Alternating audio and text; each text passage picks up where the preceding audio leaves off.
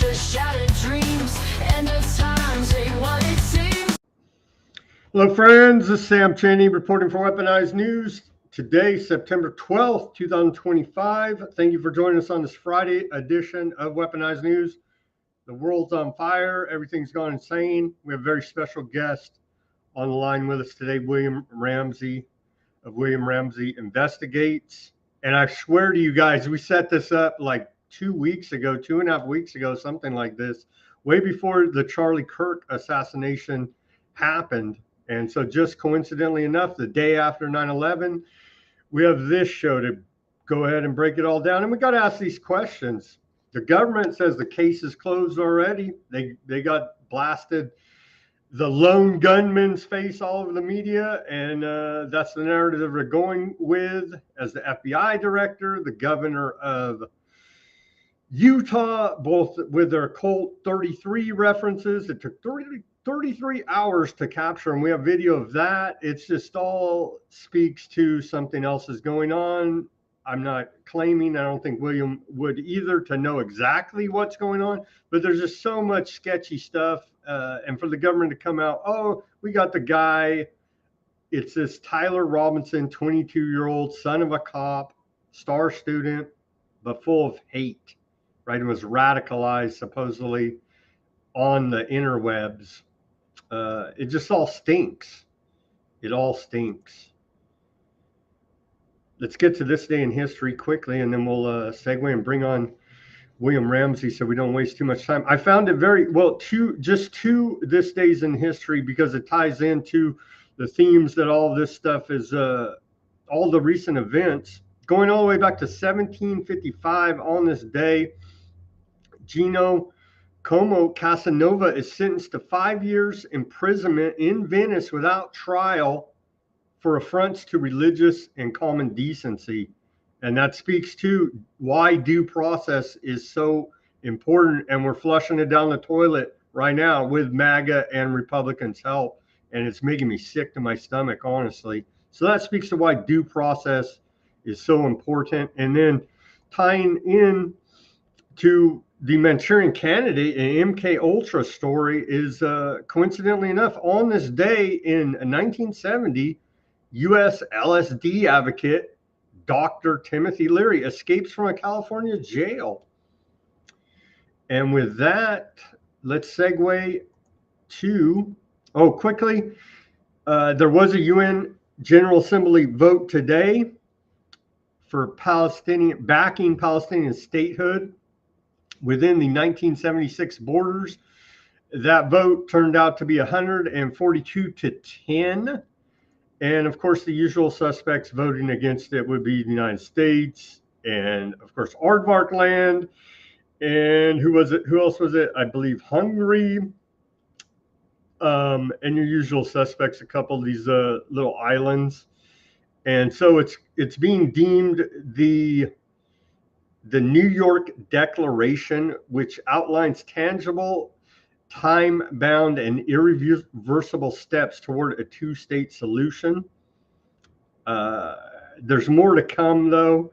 More countries to go to the UN to officially recognize Palestinian statehood coming up later this month.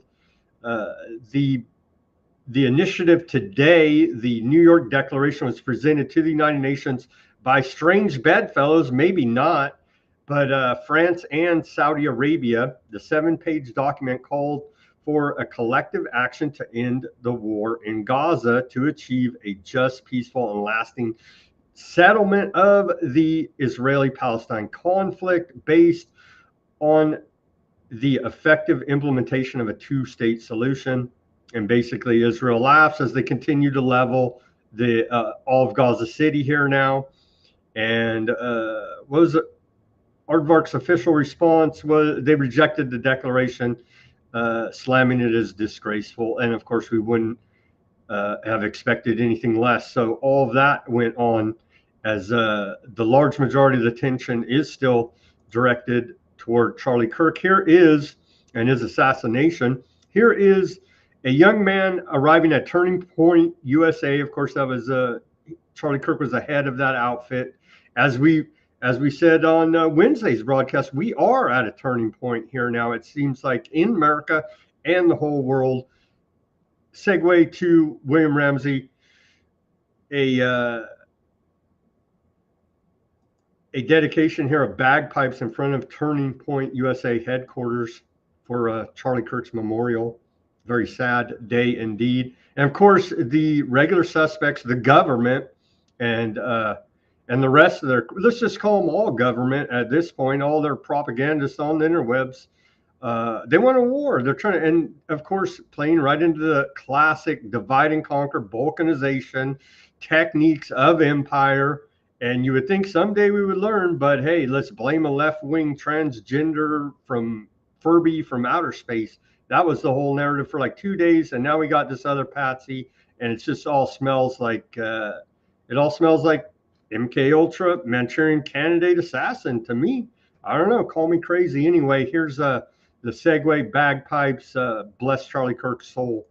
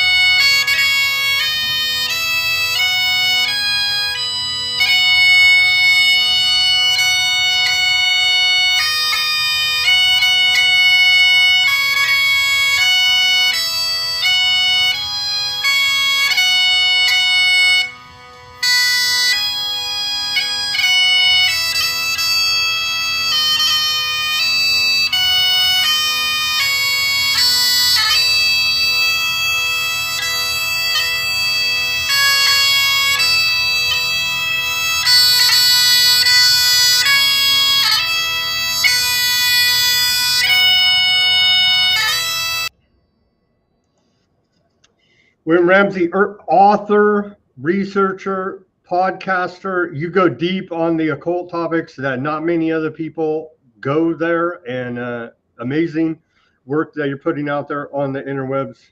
WilliamRamseyInvestigates.com. How you doing this Friday, sir? Could be better. It's been a rough week, but thanks for having me back. It's great to be with you, Sam. It's been too long, but it is amazing our timing. Like, it's horrible things. Like, it's a worldwide event. Charlie Kirk is being memorialized all over the world. So, and it's very suspicious, like you said, weird numerology. And it's weird, too, because there's been so many assassins and so many deaths, including this guy, supposedly we're told Tyler Robinson. But I got into this subject matter because there were so many other assassins in the news. And there's been so many. They've almost, like, become legends in the United States, kind of like serial killers.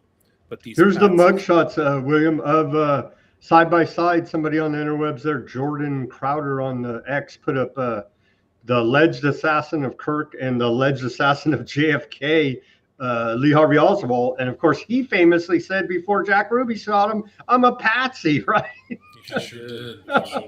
And so strange coincidences. And we know also they're doing occult rituals behind all this stuff that's not talked about enough. And so they're getting their power out of that. It's insane, man. It's really crazy. There's a really good picture on the internet, too, of Luigi Mangione. That's another one, right? Yeah, right next to Oswald. They're both wearing the same kind of clothes. Potential MK Ultra Manchurian assassin there as well. Yeah. Real personality change. Mangione was kind of like a winner. He was like the top of his class. He went to a private school that was expensive. He came from a wealthy family. Then he gets this interest in Kaczynski and decides to go from Hawaii to downtown New York City and shoot a CEO supposedly at 7 a.m. in the morning. Make that make sense. None of it makes any sense. None of it makes sense. But then you have to look at all these other. There was another one the same day as Charlie Cook. Rest in peace, Charlie Cook. He didn't deserve it. He was shot in front of his wife and kids too, which is just totally dark and evil. And it'll be a day that lives in infamy. He's kind of a different generation than mine, but I appreciated his ability to want to actually have dialogue and actually want to talk to different people and not so. I think that's an attack on kind of free speech and crossing party lines too, or separate divides. So now it's even, like you said, divide and conquer. Now it's even more division. So that's bad news for us. It's a sad day for all Americans, really. So anybody who celebrates this is spiritually sick, in my opinion.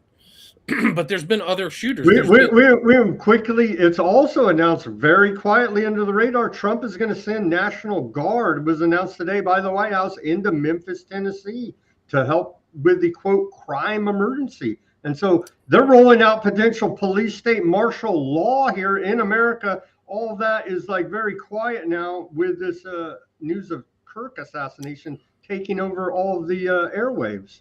Yeah, it sure is. It's very interesting. A lot of strange things have happened. And also people have tried to move into his space. So it's almost like some of these Ben Shapiro said, there's video of Ben Shapiro. I can't even play it because the guy makes me want to puke, saying that he's now going to take over the mantle of Charlie Kirk at Turning Point USA. And we know he's a self-admitted proud Zionist waving Israel flag everywhere. So did the dildo rabbi. Oh man,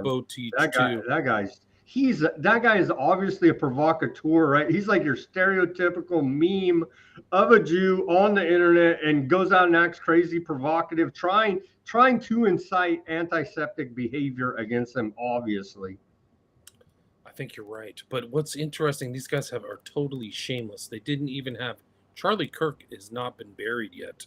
And they moved in right away. Right. This is really suspicious. Well, they see the profit. I'm not trying to profiteer off Charlie Kirk's death, but like one of my biggest videos I had in a long time on Rumble was just reporting 2 days ago when it occurred about it. I got over 1,000 views on it. It's like, wow. You know what I mean? But so they see it's popular. They're going to try to capitalize on the clicks for sure. Turning Point wasn't some small outfit. It wasn't like thing. It had huge cultural import, and it generated $80 million a year. So it's a decent sized business in itself. Charlie Kirk was an important figure. Well, chapters all over at probably almost every university in the country and junior colleges as well. Right. So these guys moved into that space. And if you see this history of assassinations, especially since JFK, whose anniversary is coming up soon, a couple months, there's people in the wing. So like when they killed MLK, Jesse Jackson was right there to move in. Right there, literally right there. Dipped his blood in MLK, then came on, but he's a more benign, pliable, less in your face kind of civil rights leader. You could give Jesse some money and some women, and he's fine. You know what I mean? These things happen. You have to look at these assassinations about who's going into place as well. Because some of these people, who's going to fill that void? JFK to Johnson, right? That's very important. RFK to the Nixon ends up winning the election, right? That's 68, I believe. So many of these things, like there's somebody's in behind. If Reagan died from Hinckley, guess who slips into power? Oh, the former head of the CIA, George Bush. Right. So so Charlie Kirk, it's just so weird. One of the strange things about Kirk, about the day, and I really kind of like I had a couple interviews that I canceled so I could kind of follow the news. There were strange things that were very similar to the JFK assassination to Charlie Kirk. There were two fake arrests. One was a guy who was like in other places at strange times saying, shoot me, and he's a distraction. So what's he doing there? Taking up police resources and stuff. And then the police also arrested another guy with like an air gun, but he looked like he could have been, maybe the other shooter or this guy, Tyler Robinson. So that kind of connotes to me or imparts to me that there's forethought, that this isn't just a lone nut. They'll make it a lone nut. All of these guys, the MK assassination, they're all turned into lone nuts, right? It's a lone nut. Allegedly, they're reporting that they found some weird inscriptions on the shell casings. Right. Like implying he's some kind of incel, left-wing, weird guy. That's the new model. So Robin Westman, really, if you remember him, that's the guy for the church shooter. He had all of the kind of nomenclature of the modern assassin all over his stuff. He wrote stuff about other shooters and things like that. And it referenced Cremo. If you remember Robert Cremo, he was, I think, in Minnesota too, where he shot and killed 7 people in on a parade route, dressed as a woman. Do you remember that? I remember that. That was So a there's very so bizarre one. Yeah. there's so many. And then there was recently, just this year, this guy Nikita Kasap, who was going to kill Trump. He was actually one of the Trump assassins, and he killed his parents. And he was associated with the Order of 9A. I think you and I did the Global Death Cult book, right? And that ties into that. So that's kind of why I went back to this kind of concept of the Manchurian Candidate and the film, because I think there's a lot of information in the film. There was a book written by Richard Condon that came out in 1959, and then the film came out in 62. And there's a lot of, Condon was very well researched. Condon actually went out later, would write the intro to like one of the more important mind control books called Operation Mind Control by Bauert. So Condon wrote the intro to that. Like he was knowledgeable. And I think that that's kind of one of those films, like you can call it entertainment, but there's films that portray to us the facts behind the scenes. And I think Manchurian Candidate's like that, much like Eyes Wide Shut, or maybe some of these other films that really show how things happen. That's why I think that Manchurian Candidate is in that grouping. But it's about kind of somebody being handled and put into place. Like this is a total spoiler, but like the main character, his name is Raymond Shaw. He's taken, he's brought into this place in Manchuria. He's mind control programmed. He's sent to the United States to assassinate somebody at a nominating convention in Madison Square Garden. And it's full of occultism. Actually, Condon put in a bunch of 11s. And this is and it's all based off of U.S. prisoners of war in Korea being mind controlled, experimented on by the Korean communists. Precisely, yeah. It's a real story. So those are real stories. There was a real interest in the 50s. Before MK Ultra, we know MK Ultra was started by Alan Dulles in 53. But there was a real concern about Cold War mind control techniques. And they had seen some of these guys who were fighter pilots who were captured, and they came back and they had undergone thought reform or behavioral modification. So there was a real interest amongst the elites here in the U.S. about all this stuff. And so the Korean War was 1950 to 1953. And that's really where all this stuff kind of ramped up, really after World War II, was this kind of mind control stuff. So the Manchurian Candidate came out in this environment of the interest in behavioral control and the kind of growth of like drugs and things like that. There's a lot of kind of LSD was kind of, it hadn't been popularized like that into the 60s, but it was being used and used and implemented in secret mind control experiments in the 50s.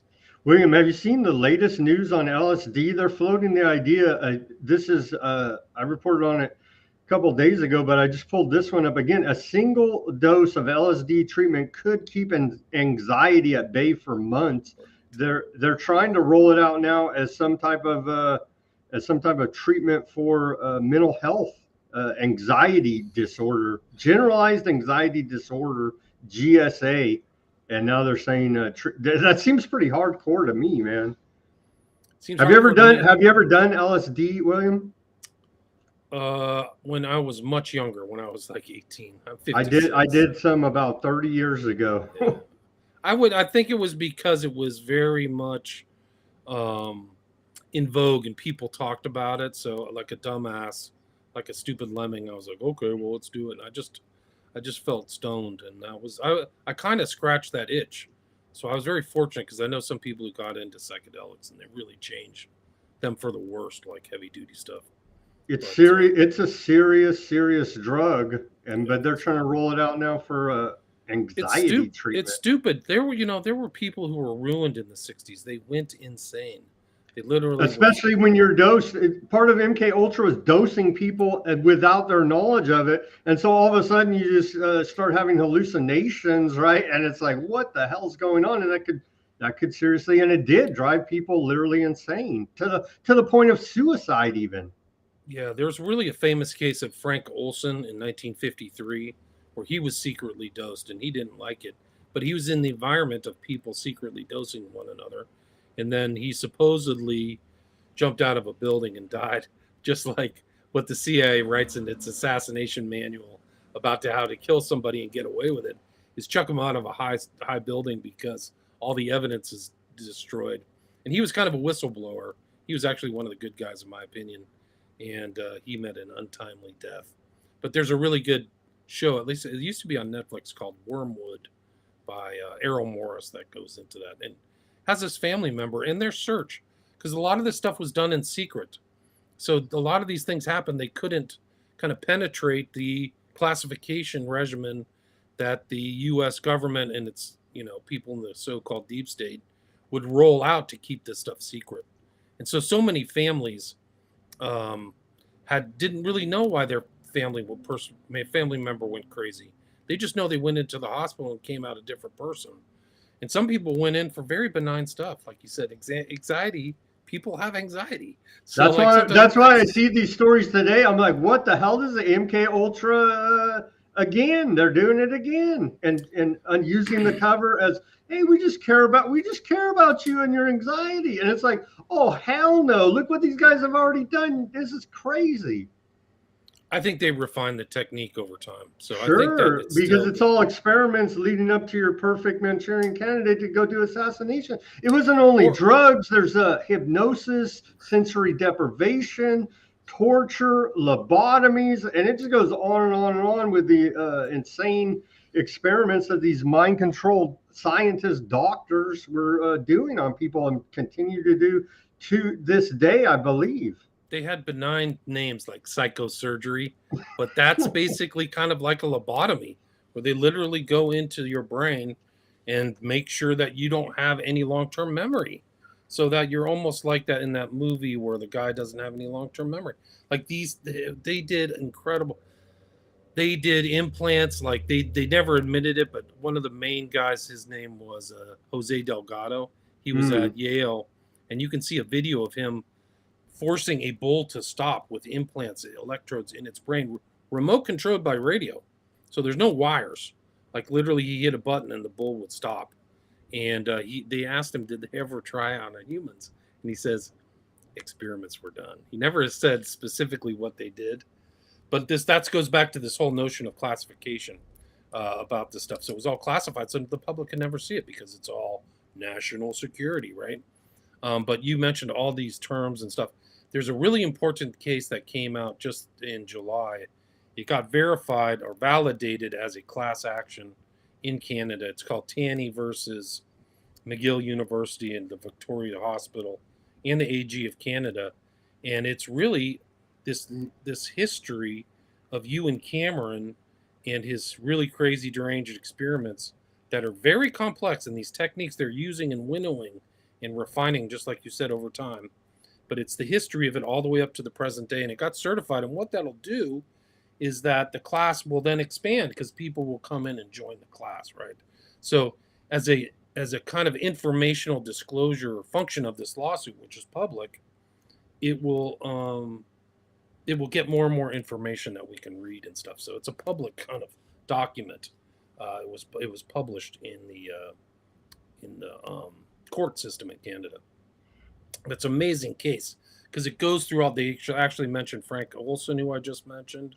They mentioned a whole bunch of other people, Ewan Cameron, that we know, and some of the lesser known kind of MK doctors that were around that had externally very normal, what would you say, like public, perceptions. They're Dr. Jekyll and Mr. Hyde. So in the public, they're psychiatrists or psychologists helping people out. And then during the day, they're doing crazy experiments on unwitting subjects in total violation of the Hippocratic Oath and of common, consent. Like these people did not consent to this stuff. So it's really crazy. I mean, this is the context of this Manchurian Candidate and all these strange events that we've endured since the JFK assassination. The JFK assassination was obviously a pivotal event for our country, much like Charlie Kirk. But I think that's why the importance of this film is because, get this, the film, the Manchurian Candidate, was okayed by JFK personally and the decision to make it was made by JFK and Sinatra together. So JFK's power as president greenlit Hollywood to give the okay to make this film. So his actual involvement in the film is really something else. And then a year later, this kind of Manchurian patsy, if you look into Oswald, he gets weirder and weirder. He's obviously not a full lone nut. He's being handled much like the character in the Manchurian Candidate, Raymond Shaw. Oswald has all these handlers and they're moving him around. And like Raymond Shaw, all the weird stuff with Oswald going back and forth to the Soviet Union. Exactly. Much like this guy who, Raymond Shaw, right? He's in Manchuria, he's in communist China, and then he gets brought back for the big event. And Oswald's the same way. He was at Atsugi, and we know they were doing, you mentioned LSD.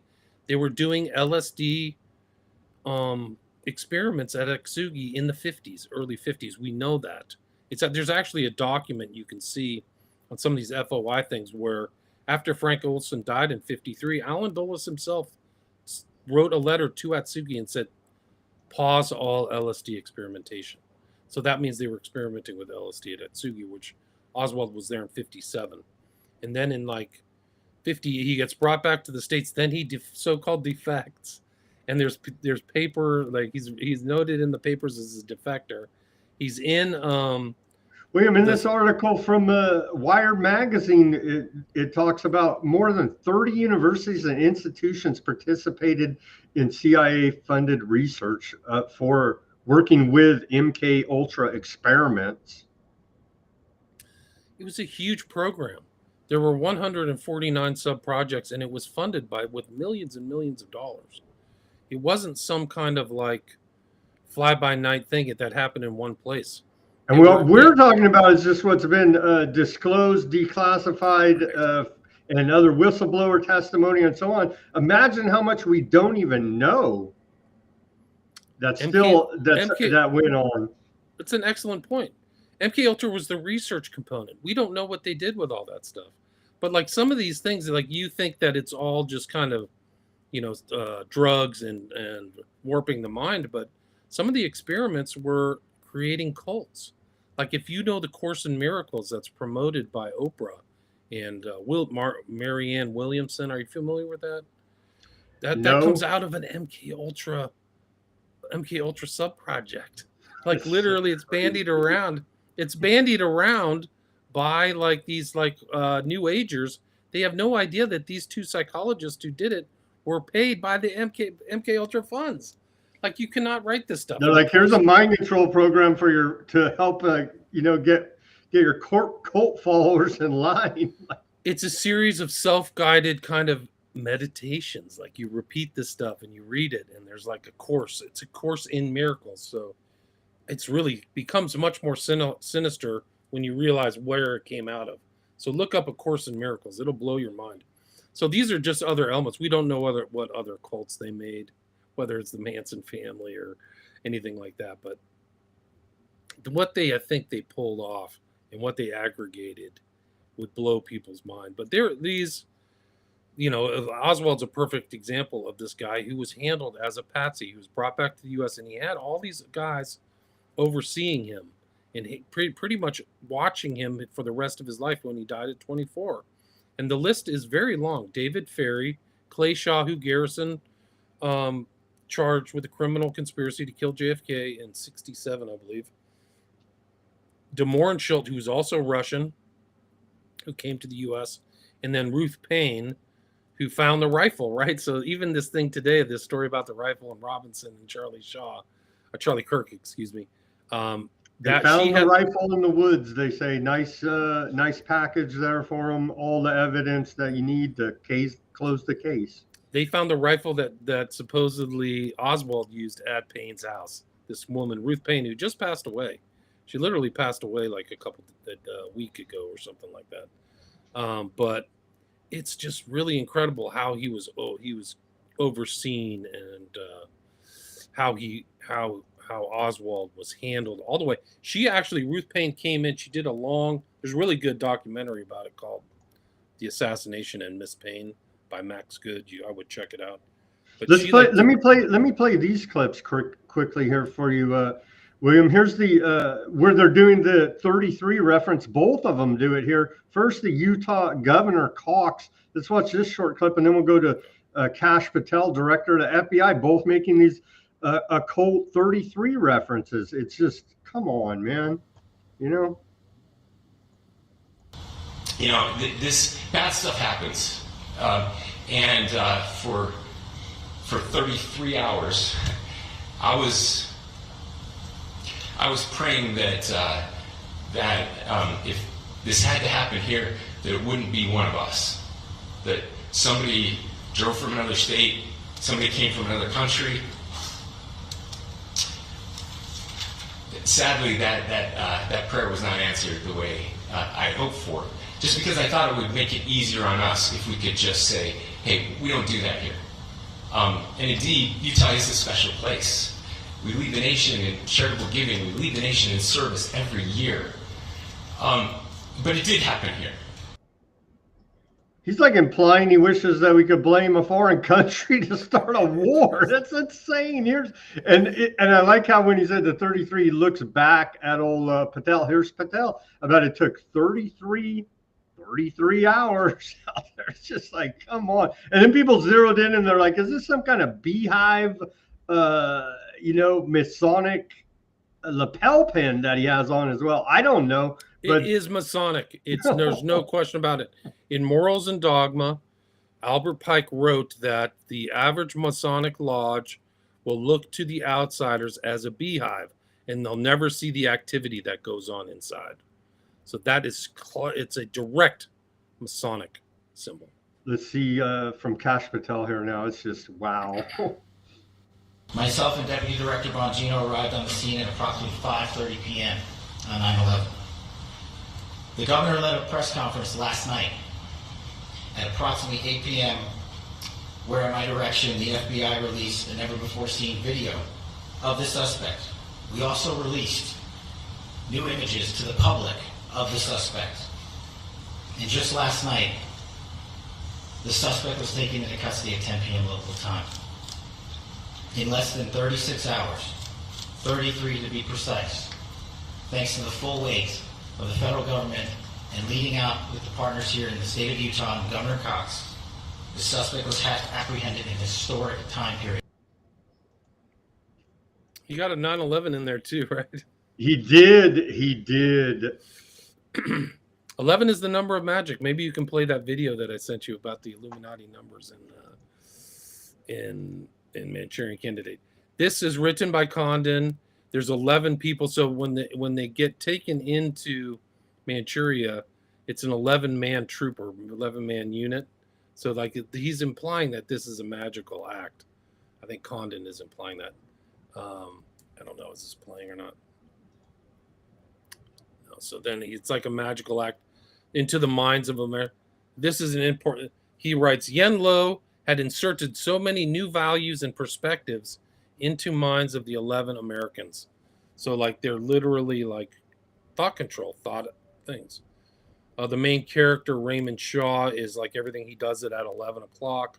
There's a 9/11 in this. 911 names were stricken from the list. The lesser decorations forthwith created. That's crazy. Yeah, so he like wins the Medal of Honor. They structure it so that Raymond Shaw wins the Medal of Honor in this. It's really crazy. Total immersion time into the this is like they're saying magic. Total immersion time into the unconscious mind of the subject during the first contact had been 11 hours. The critical application of deep suggestion was observed during the first 11 hours of immersion. So it's really crazy. Like they're literally putting it in there. And then when Sinatra has his really bad dream, the first thing, this is the beginning of the film, it happens at 3:11, right? So it's another 11. And you can see it right there on that clock on the left, right? And then there's a 77 here. We can watch this video. Can you hear that audio? No, I think you had to share it with the audio. I think you missed that button. Let me see if I can figure it out. When you go to share it, it asks you at the bottom. There's like a little slider button and it says share audio. I think something like that.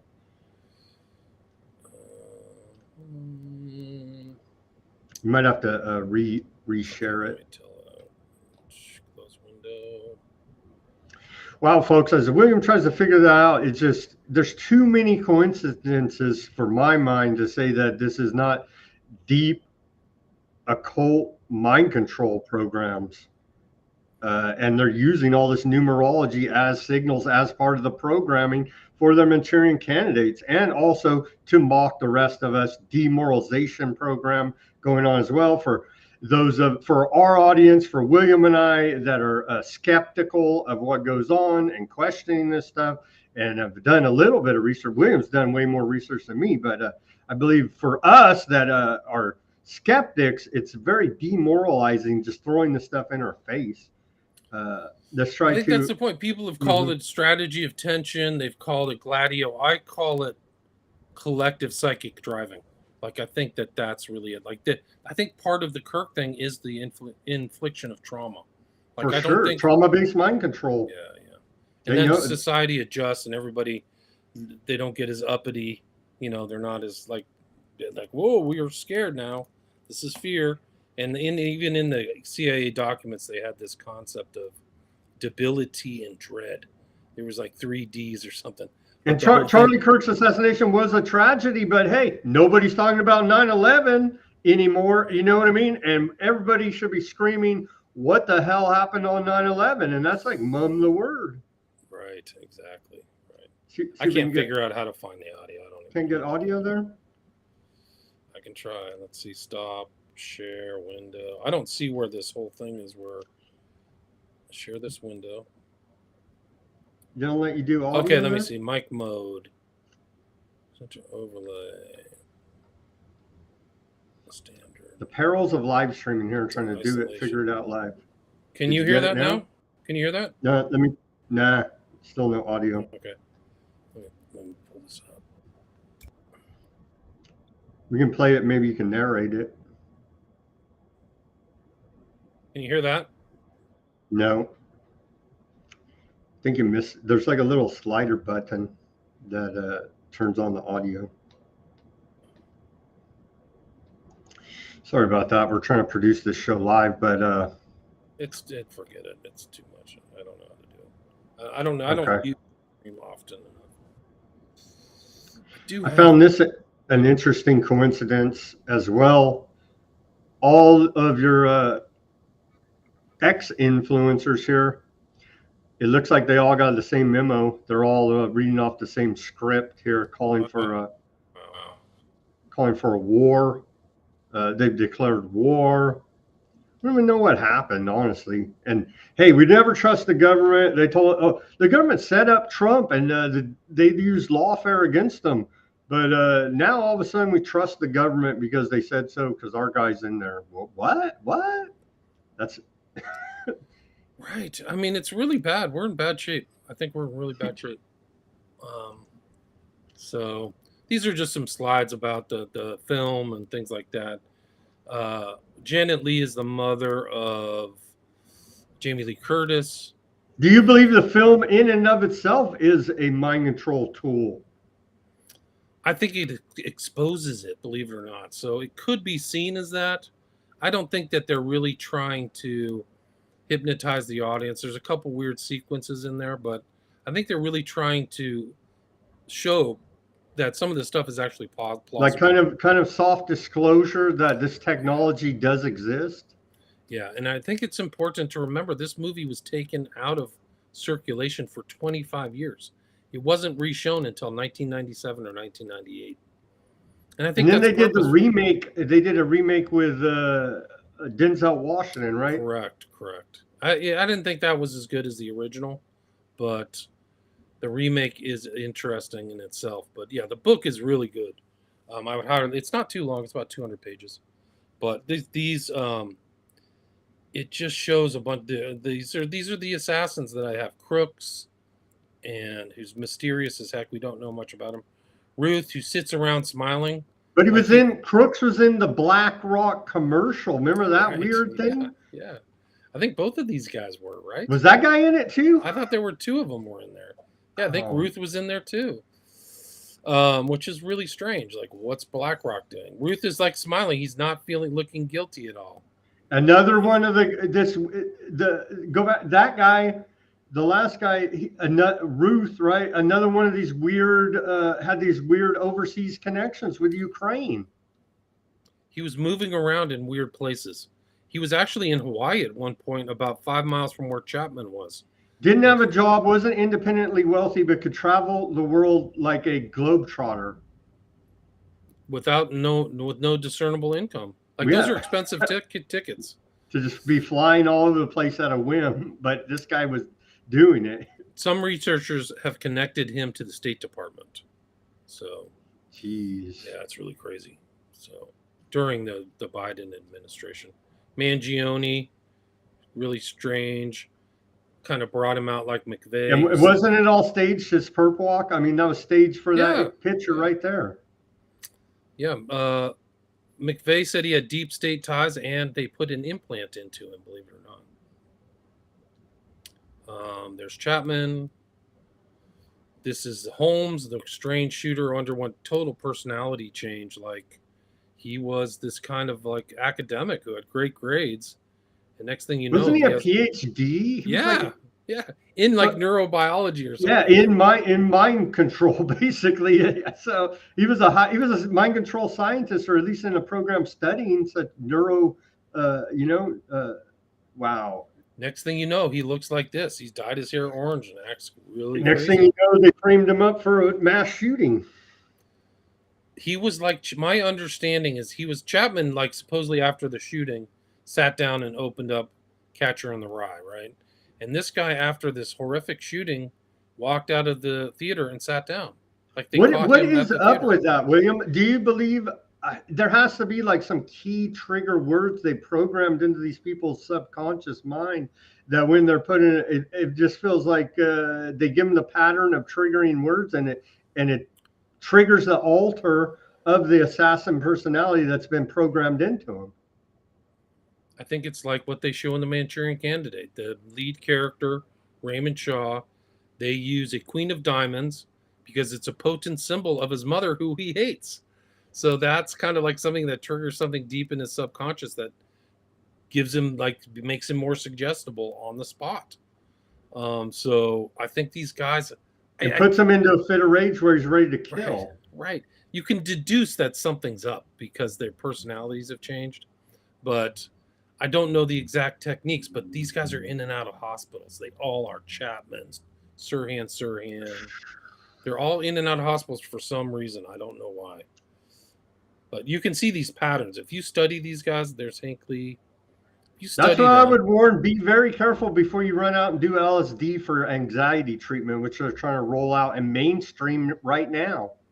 Yeah, watch out for your psychiatrist, too. Like, exactly. I don't know who some of these guys are. This is Livelsberger, who January 1st supposedly blew up his truck at the Trump Tower in Vegas, if you remember that. Yeah. And then I think Jabbar is the one who drove over a bunch of those people. These guys both had ties to the Fort Bragg. Jabbar ran over like 10 or 15 people in New Orleans. New Orleans, yeah. That was to kick off the Trump administration's second term.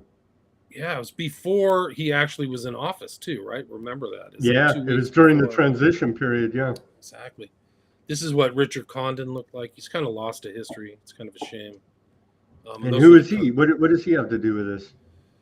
Oh, he's the author of the Manchurian. He's the author of the original book in '59 that it was based on. And he talks about hypnosis and stuff throughout the book. And I think is intelligence, CIA, MK Ultra feeding this guy narrative, or like how does he know all this stuff? It's a great question. I couldn't figure it out. One thing I have figured out is that some of the studies and some of these psychiatrists and psychologists were writing papers in magazines around that time. Like this is before our time, before the internet. So you had to kind of publish stuff in magazines. Yeah. But they would publish things about hypnosis and LSD and behavior modification, and interrogation was a huge thing at that time. So if you were a avid reader, you could pick this stuff up out of magazines. You really could. This is just interesting. By the way, the character, the big evil character is Eleanor Eiselden, and she's based on Roy Cohn. So if you know the story of Roy Cohn, he's basically influenced Trump. Trump's mentor out in New York City, yeah. Yeah, get me Roy Cohn. That's what Manchuria looks like. It's right above Korea. So that's where these guys, the 11 soldiers were taken. Yeah, I've seen that documentary, Get Me Roy Cohn, actually, a long time. That was during Trump's first term. And did you see quickly the narrative that Trump was an FBI informant against Epstein? They came out and the White House denied it like 2 days ago, said that's not true. And they had been running with that narrative for a very long time, trying to, separate Trump from Epstein with that. He was in this most recent drop from the kind of, I forgot the congressperson's name, but he was listed in Epstein's birthday book, I think it's 2003, as one of his friends, like one of his close friends. So the story is that he knew Epstein back in the 90s, right? But this kind of pushes up that date to 2003. And Trump has dodged it and told people he's nobody. And he's it's a Democrat hoax. Yeah, it's just a Democrat hoax. I think Trump is heavily blackmailed. I mean, I think that they have him. Right. And he should know better if he knew Roy Cohn. But I think that was maybe kind of the same racket Roy Cohn was operating. He sure was. I think Roy Cohn would bring out little boys and girls too, like really dark stuff. Like, and that's one of the darker things about Epstein. They like to call them teens, but I think there was other things involved too. Yeah, nobody would ever want to admit that or talk about him. Sinatra was in a film in 1954 called Suddenly, where he's in a house and gets a rifle and takes a shot at the president. So like it rhymes or like resonates with the JFK assassination.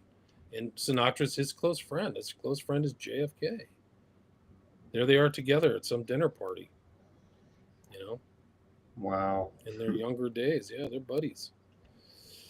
Sammy Davis Jr. said that Sinatra knew JFK so well that he had a direct phone call tied to the White House. So he could just pick up the phone and call JFK. Calling for JFK. Oh, and JFK would pick it up. This is the kind of resonant symbol for the Manchurian Candidate, the Queen of Diamonds. In the solitaire game, right? They would play solitaire. And this is kind of some of the stills. It starts off with them in Korea in 1952. That's Raymond Shaw, played by Lawrence Harvey. And he's 77. You can see the Medal of Honor around his neck. But there were 77 Medals of Honor given out that year, and he was one of the beneficiaries. There's the 311 before his dream. And there's a lot of also the movie The Matrix, right? There's 9/11 on Neo's ID card, right? A bunch of 9/11 semblances there. So we see it throughout film. The predictive programming. I don't even know what you call it. What do you call it, William? I think it's kind of like almost secret society symbolism that they're relating to the public, and the public has no idea about it. So I think, and they get a chuckle out of the masses being ignorant to their signaling that, hey, we're in on this. We know we got all this covered. Don't worry about it.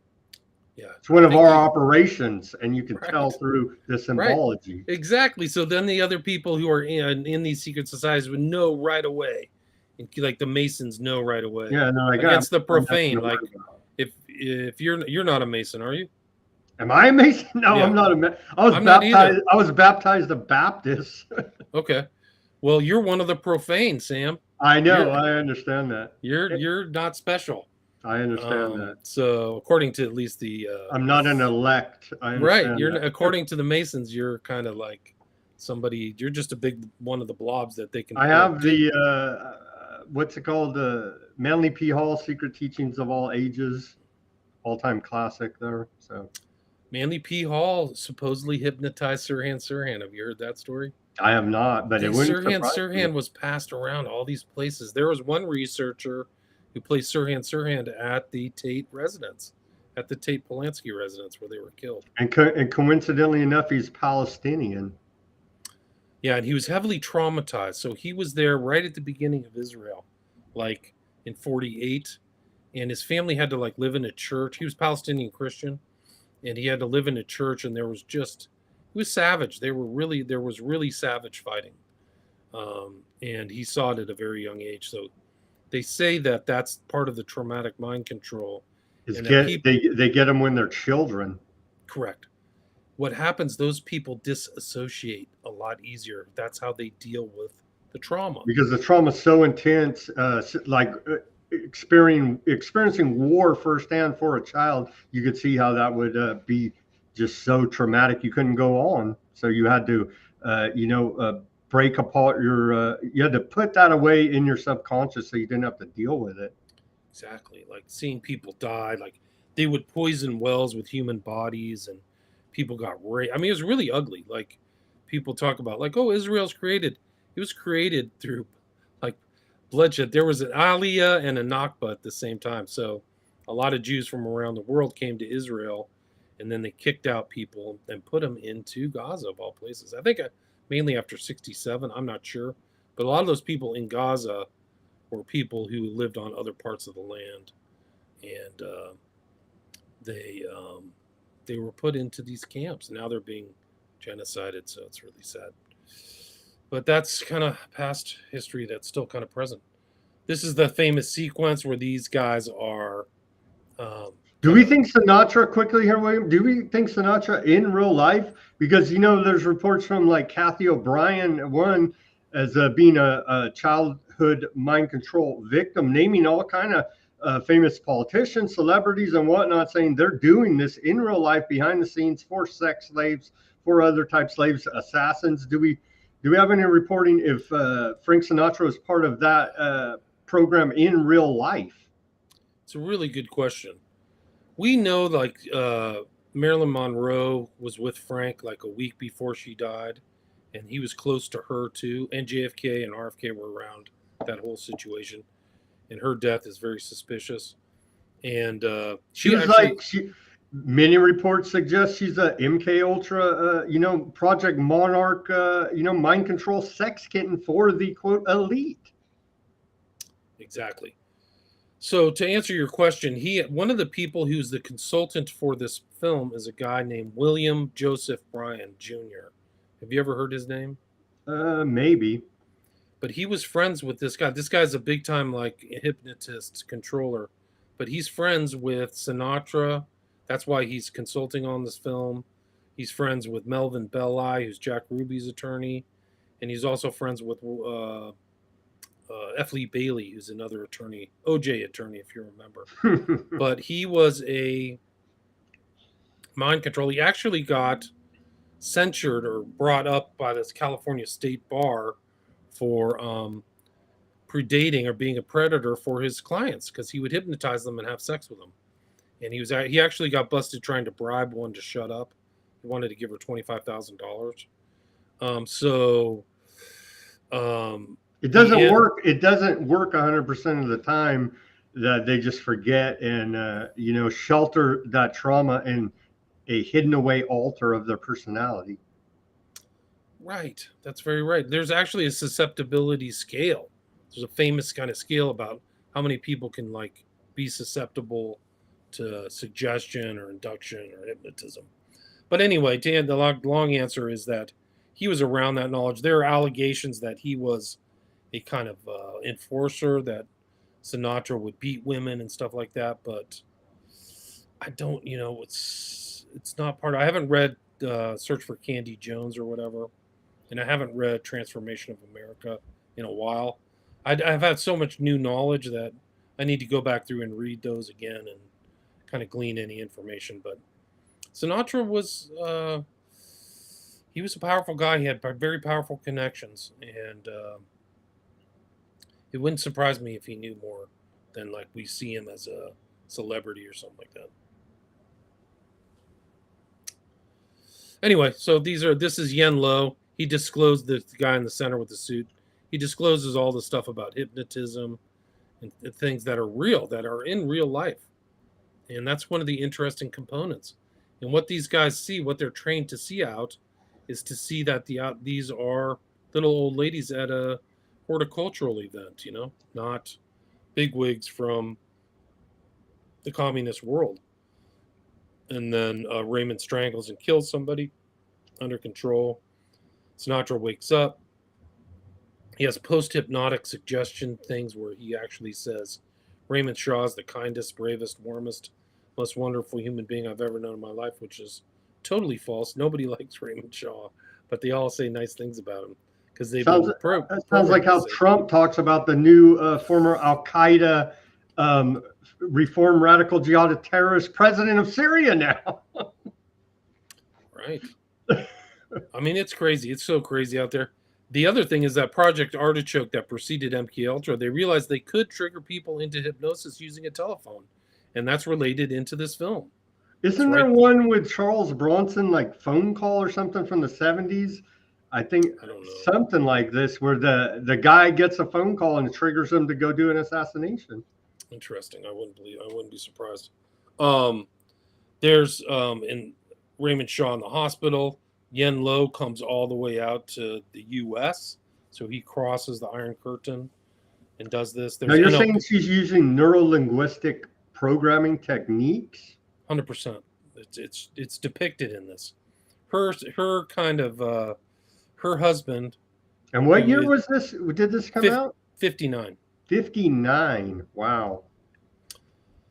This guy can't remember how many communists there are in the American government, and so and it shows the character of Eleanor Iselin is very sophisticated on psychological states, and so she has him Heinz, and she like trains him to associate Heinz 57 with 57 communists. And that ties in with old John Kerry and his Skull and Bones connection. Inadvertently, I think so. Inadvertently, right? Yeah, but I think that the interesting thing is that then he can remember it because he symbolized the number 57 in his brain with communism and Heinz 57.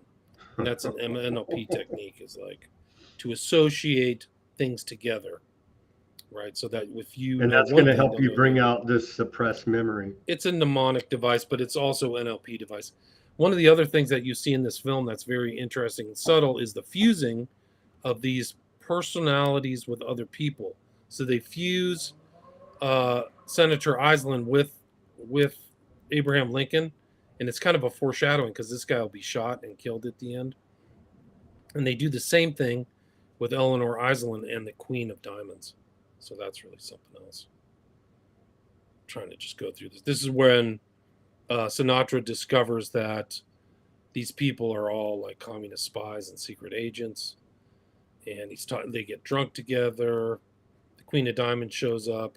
They see 11 in the background, and then the main character goes and jumps in the lake.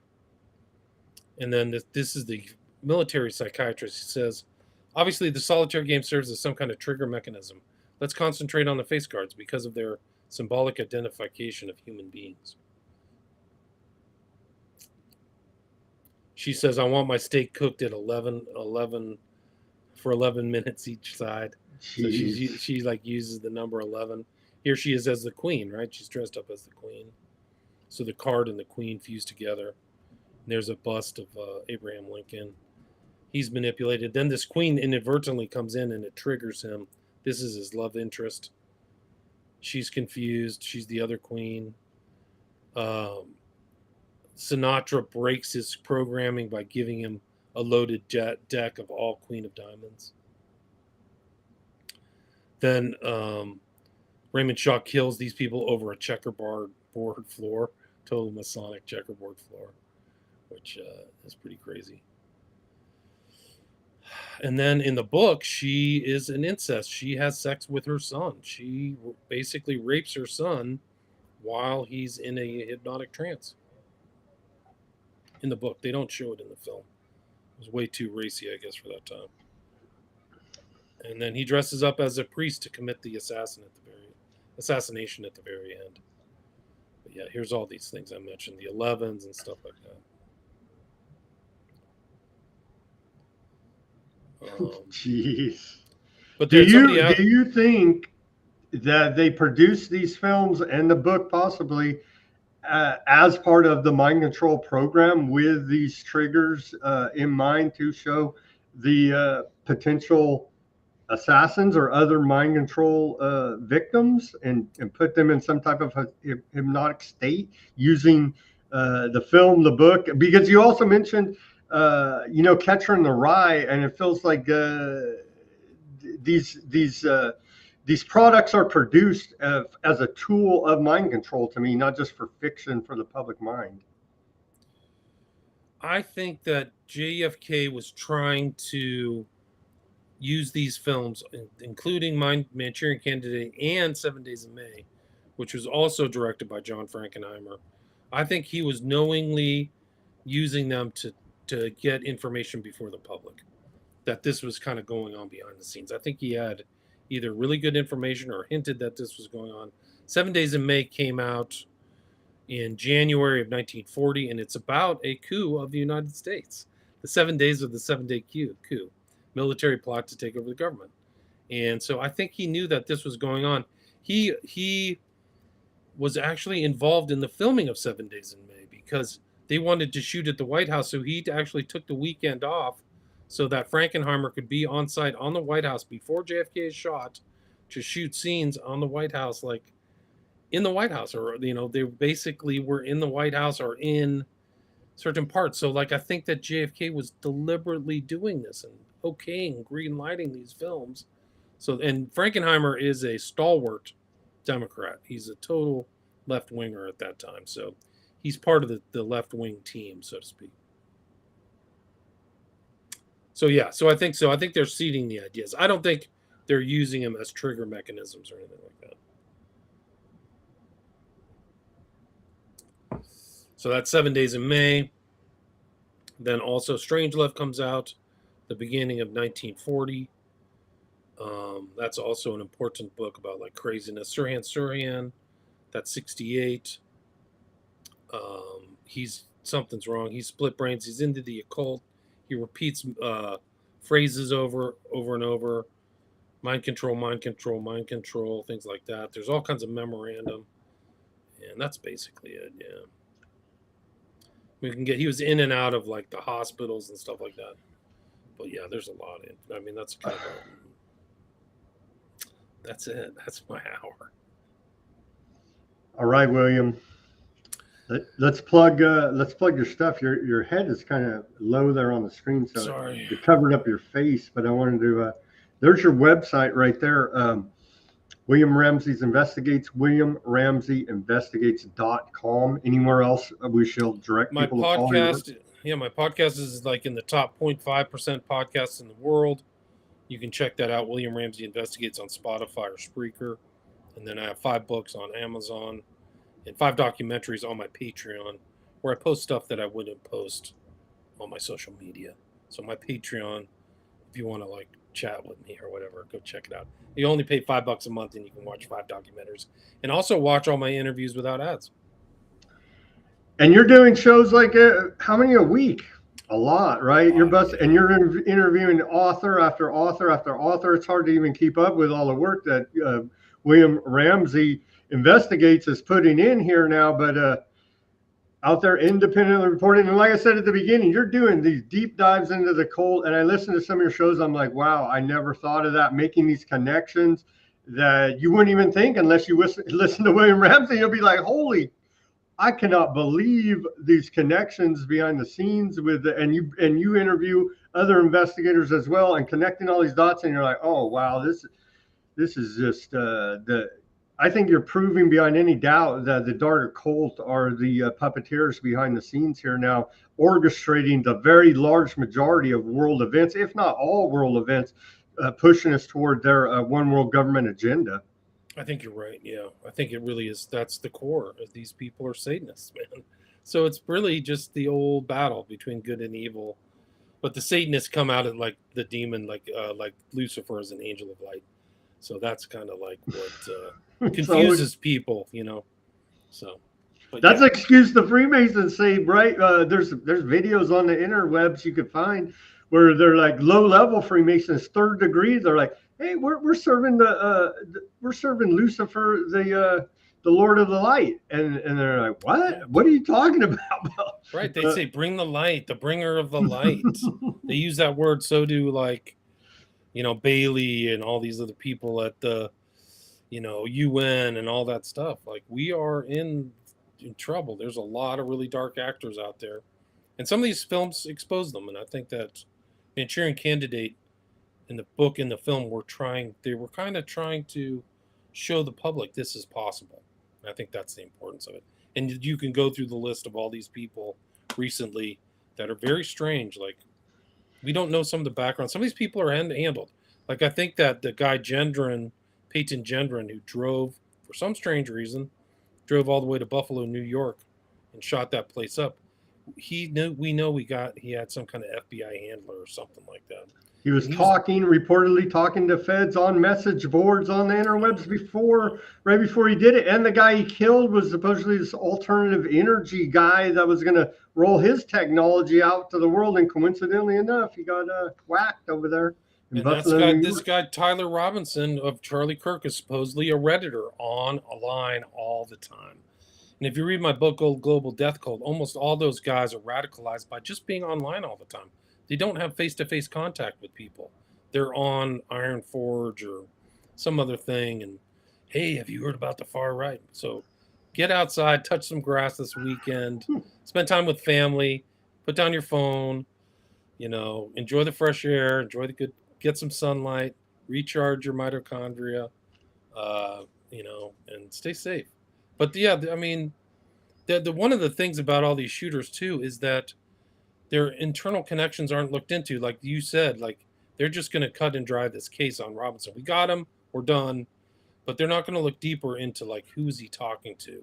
They're already calling for the death penalty. It's like that's why due process in this country is so important, because the government can make any claim they want against you in the media, and they're going to say you're guilty. And it's like, wait a minute. We have due process, rule of law allegedly in this country, so you can't just make accusations against somebody. It has to be proven in court, and you have to be convicted by a jury or peers to get the death penalty. For example, as they're calling for this Robinson character now.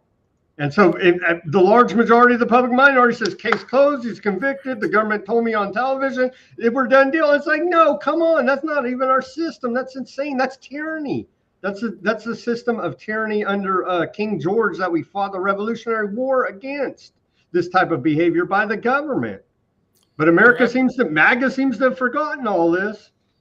Yeah, no, it's the process is part of the thing, because then discovery and all the information comes forward. Mm-hmm. And that's one of the things that happened in those major assassinations in the 60s, at least of MLK and RFK, is both of the perps pled guilty, so that there wasn't anything. They didn't have to go to trial. And the Aubrey Oswald, before we got anything, he got whacked. He got whacked by Jack Ruby, and then Jack Ruby mysteriously dies of a turbo cancer. You know what I mean? So on and on it goes with the cover-up, no trial, no discovery. All the evidence we got is what we can trust from coming out of the government, which ain't a whole hell of a lot. And he's not valid. Like, they actually, I think that West called Ruby a schizophrenic or something like. So they discredited him psychologically, or maybe tampered with him or something like that. But he seemed unhinged, and they gave him like massive doses of like radiation or something like that too. Like, so they had to get rid of him too. Like, these are really dark things. Like, these are really bad news. So when these assassinations happen, a lot of times people surrounding them die too. So like, yeah, I don't know. Like, because there seems to be other people involved just in my cursory overview of this Kirk thing. And so they may really want to control this, and whoever else is involved online or something, I don't know. We will see. But it is a shame. And Charlie Kirk was way too young. And I think that that's kind of like the other thing, the demoralization. Like, that guy could have added so much more in a long life. And it's almost like assassinating takes this light out of the world, you know? It's almost like killing some of the, like Christ or the apostles or something like that. Like, they're no longer here to, lift people up. Because I think that's what Charlie Kirk was really doing. I don't, you could label him conservative or whatever, which is fair, but he seemed to cross racial boundaries. They call him a racist, but it's not true. He's always hanging out. Like, one of his best friends was Candace Owens. Like, come on, man. This doesn't make sense. So anyway, it's a shame. Right. It is. It's a very tragic event. I hope, and it always feels like the government never let a good crisis go to waste. They're going to use this for more gun control, more taking away of our freedoms, and it feels like every bad thing that happens, the government is always going to use that against us. You are right. You are right. It's All always right, we're the target, man. We're the target. So. You and I agree with what you said as well. Unplug from the internet. Don't let it radicalize you too much. Don't get too down. We're going to keep going here, but yeah, bless Charlie Kirk and bless you, William, for God all of bless your you hard too. work. And a reminder again, that big MK Ultra lawsuit is going on out of Canada, and so we need to keep tracking that as just keep exposing more stuff about this, and it's definitely all very real and very well documented at this point, and more to come. And so we're going to continue to cover it here at Weaponized News. I'm sure William Ramsey investigates well as well. Thank you very much, William, and I'm going to go back and re-watch Manchurian Candidate as well, but maybe I need to decompress after the whole Charlie Kirk thing. As always, everybody do your own research. Peace, love, and freedom. Speak out and take action. Have a great rest of your Friday evening. We'll see you back here on Monday for more Weaponized News. Thank you again.